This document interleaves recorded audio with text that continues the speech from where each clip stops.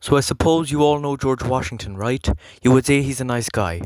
Seriously, you're wrong. He was a bad man who supported slavery. Let's have a look in my history book over here now. Mm, Honestly, I don't really know, so I'm just gonna kind of tell you what I know.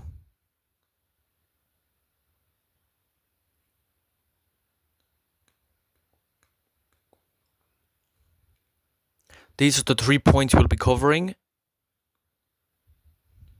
The first point is the American Revolution. Let's just hop in the time machine and go back. So there were Redcoats and the British who teamed up. There were 13 colonies in America.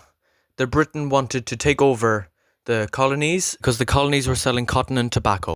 There are three things we will cover: the Sugar Act, Stamp Act, and Quartering Act. The Sugar Act. The 13 colonies on the border of America were selling sugar everywhere, so Britain wanted some and added the tax of exporting sugar, which nobody really likes. Britain made sure that all the sugar was sold to them. The Stamp Act. As you can see, this man has to pay extra to get his documents stamped, which includes more taxes. Quartering Act. Thankfully this time it wasn't taxes, but you had to shelter the British. As you can see here, there's an example which nobody really wanted to do. Two things happened in Boston: the Boston Tea Party and the Boston Massacre.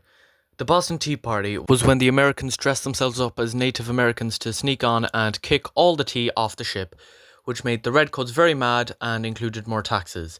And nobody likes taxes. The Boston Massacre. As you can see here, the Americans were throwing pebbles at the Redcoats. The Redcoats got mad and shot down 5 of the Americans. This became known as the Boston Massacre. George Washington. Washington was started as a commander-in-chief for the war to take back America, but they got stuck in a canyon and George Washington was their savior who led them back. Washington then became known as the father of America. The after effects. There are 6 after effects. Set up the foundations for America to grow. After the war, their very first government was formed to lead the country. Fortunately, slaves or racism and sexism were also introduced. They introduced their first republican government. The American Revolution ignited the spark for the French Revolution against the King or Queen. The American Revolution also made the Irish fight back against the British.